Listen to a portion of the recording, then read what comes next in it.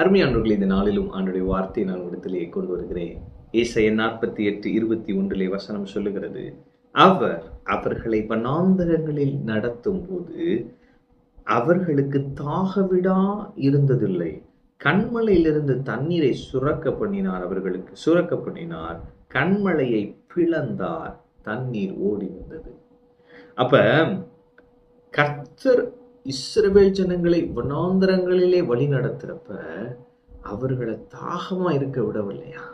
ஐயோ, என் பிள்ளைங்க வனாந்தரத்துல நடக்கிறாங்களே, அவங்களுடைய கீழ்ப்படியாமை நிமித்தம் தான் அந்த 40 வருடங்கள் என்றாலும் கூட இந்த தேவன் நல்ல தேவன். அதனாலே அவர்களை தாகமா இருக்க விடல. அவங்களுக்காக என்ன பண்ணாரு? வனாந்தரம் தான், ஆனால் என்ன பண்ணாரு? கண்மலையிலிருந்து தண்ணீரை அவர்களுக்காக சுரக்க பண்ணினார். யோசிச்சு பாருங்க, 6 லட்சம் மக்களுக்கு மேல இருக்கிறாங்க. கர்த்தர் அவர்களுக்கு கண்மலையிலிருந்து தண்ணீரை சுரக்க பண்ணினார்.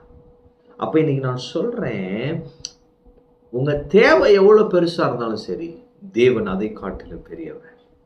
இந்த ஜனங்களுக்கு தண்ணி குடிக்கணும்னா பாருங்க, நல்ல தண்ணி கிடைக்கிறதுக்கு வாய்ப்பே இல்லை. ஏன்னா வனாந்தரத்துல எங்கிட்டு போய் தண்ணி கிடைக்கும்? குடிக்கிறதுக்கு முதல் தண்ணியே கிடைக்காது. இதுல இத்தனை மக்களுக்கு எவ்வளவு குவான்டிட்டி வேணும்? கர்த்தர் அற்புதத்தை செய்தார். சூப்பர் நேச்சுரலா அற்புதத்தை செய்தார். கண்மலை யாருமே எதிர்பார்த்திருக்கல. நடந்து போயிட்டு இருக்காங்க, திடீர்னு மழை இருக்கு, அதுல இந்த தண்ணி வர வச்சுட்டார். ஆமே, நீ நான் சொல்றேன், உங்க பாதை வனாந்தர பாதையா இருக்கலாம், ஆனால் கர்த்தர் உங்களை போஷிக்கிறவர் என்பதை இன்று காண்பீர்கள். இயற்கைக்கு அப்பாற்பட்ட விதத்திலே உங்கள் தேவைகளை சந்திப்பார். கண்மலையை பிளந்தார், தண்ணீர் ஓடி வந்தது. அப்ப ஒரு நான் ஸ்டாப் ஃப்ளோ. அப்ப கர்த்தர் சொல்லாருப்பா, நான் இன்னைக்கு ஒரு அற்புதம் செஞ்சுட்டு நாளைக்கு ஒரு தேவையை உனக்கு வர வைக்கிற தேவன் அல்ல, என்னுடைய ஃப்ளோ கண்டினியூஸா இருக்குன்றாரு. அப்ப இந்த தேவன் இன்னைக்கு உங்களுக்கு என்ன ஒரு புதிய யுனிக் மிரக்கிள் செய்ய போறாரு. அது இன்னையிலிருந்து துவங்குகிறது. அது ஒரு நதி போல போய்கொண்டே இருக்கும். அற்புதங்களின் மேல் அற்புதங்களை அனுபவித்துக் கொண்டே இருப்பீர்கள். அவர் ஒரு ரிசோர்சஸ் கிரியேட் பண்ணி கொடுக்க போறாரு. நான் நம்புகிறேன். பிசினஸ் பண்ணி லாஸ் ஆயிட்டு இருக்கா, இந்த கர்த்தர் உங்களுக்கு ஒரு புதிய ரிசோர்சஸை கொடுக்குறாரு.